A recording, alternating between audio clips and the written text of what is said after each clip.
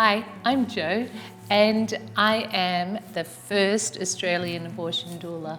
My name's Margaret. I've been a support person to 3 different women. My name is Janet and I'm a proud Aboriginal woman. I've been with lots of women who have experienced healthy pregnancies, pregnancy where they haven't had the outcome they want, where they've had to terminate. Hi, I'm Alea and I'm 20 years old. Hi, my name's Juanita. So I've supported a close family member. I've supported my mum, my best friend and another close family member when it comes to abortion.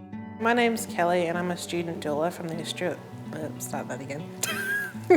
I'm Kelly from Australian Doula College, currently a student doula for the past year or so. I've supported one person through a termination. My name is Emily and I'm 27 and I supported a friend who had an abortion.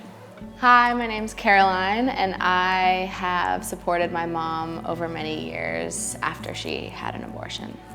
One of the misconceptions absolutely is that it's only women that have abortions. It creates not only a barrier for the people that might not identify as women who then need to receive, go through the experience of having an abortion. So it's already a barrier to receiving abortion care, period, regardless of how you identify. I've realised now that being an abortion doula, that support is so needed, and to be believed in the space that you're in. If someone needs me, I want to be that person.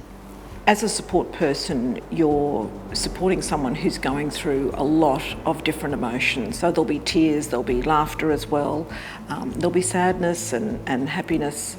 Being able to listen without judgment is the most important thing. It doesn't matter how, when, why this happened.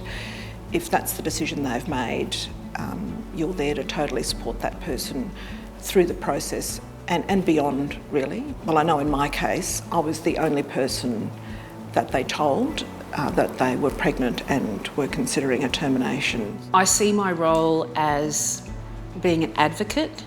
I believe that women have choices and I support any woman's choice, whether they align with my own or not.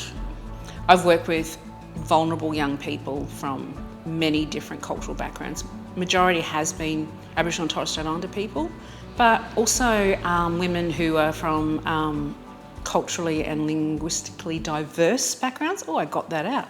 The same issues that affect First Nations women and their families affects women Australia-wide and worldwide. I supported my best friend when she got pregnant one time with an abortion. We were probably, how old we were? It was a few I think we were 19 or 18, still in high school at the time. She was definitely really scared about it and she didn't want to tell her parents. Me being her best friend, I supported her with anything, with any choice. When she did go get the abortion, I went with her and just being there for her as much as I could, giving her a hug. I could imagine nothing better than feeling like you have genuine support through something like that. It's just being there beside them, making sure that they can make their own informed decisions and really just being by their side, supporting them in the best way that you can. Supporting my mom who had an abortion, the thing that I found was the most helpful was providing a continual safe space where she and I can talk openly about that in a really non-judgmental way. Probably the most important thing as far as supporting someone who's had an abortion is recognizing that everyone's gonna have, just as we're all so individually unique, each person's gonna have their own unique experience with that. Just recognizing the individual experience of every single abortion, I think is really important. Taking what the person has to say and then asking them how you could be helpful. So not just assuming your place in the situation, actually asking them what can I do to be helpful to you in this situation? Something physical you can do to help someone who's had an abortion is ask them if they need anything from the shops, because after you've had the procedure, there's actually a lot that happens to your body that you go through that kind of gets forgotten about. There's all the pre-stuff, so be there for the post stuff, and if they want something to eat, just get them Uber Eats or something like that. go to Coles or Woolies and get them what they need, do those physical things, and then emotionally be available for them to talk when they want to. So,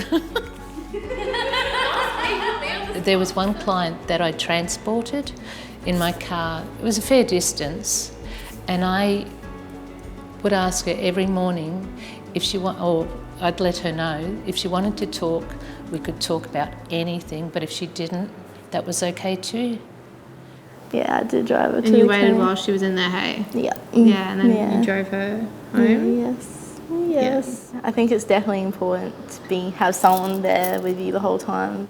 The practical things is like, I guess, transport. So the day that the family member had to go, I was really concerned about how they were going to get there because of distance. Getting to the clinic on the day and then being there when they come out, driving them home, making sure they're okay afterwards. Take a deep breath and give yourself space. Getting them there, making phone calls. It's about making sure if they've got kids, they're collected from school or daycare, having a couple of meals in the freezer so that they don't have to worry about that sort of thing in that first little while afterwards. And then checking in on them every now and then. You've got one beautiful curl just in front of your eye. Which one, that one? Yeah.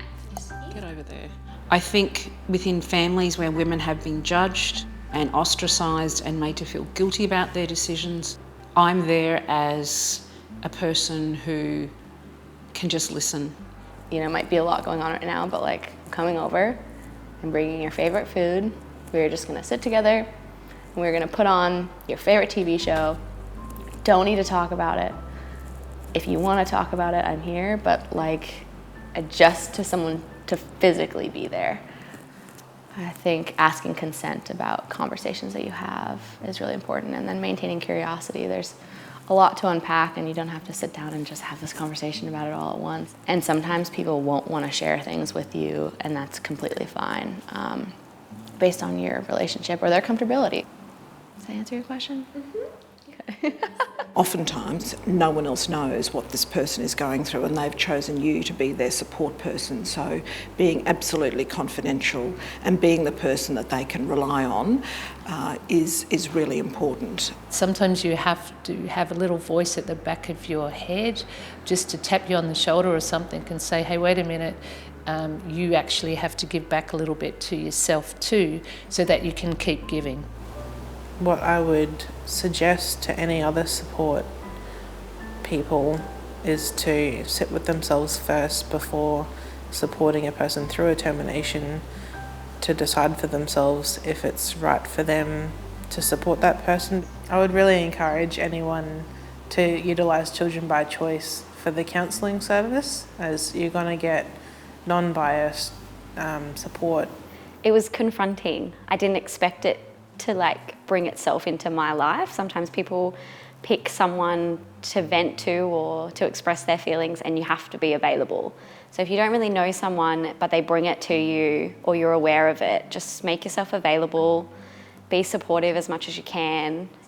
But then I was quickly I felt really good that I could take something that happened to me or that I experienced and help someone else.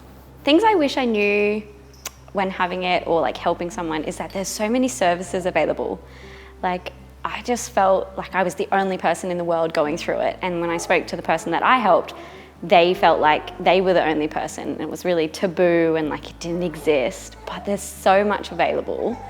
Oh, I'm so sorry. It was really nice to have feedback from the person I supported, to know that in the past they haven't felt seen or particularly supported in a good way in hospital settings, and having me as their doula really changed that for them in a positive way, and they felt really seen and heard and supported during their time. Breaking down the taboo. That's it. She just always seemed pretty strong, and she knew that her role there was to support her friend in whatever she needed through all of that, hey. It feels good too, to be able to support people you care about and knowing that they have that support and that they can come to you as well. Exactly. It's a choice, so children by choice. Yeah, exactly.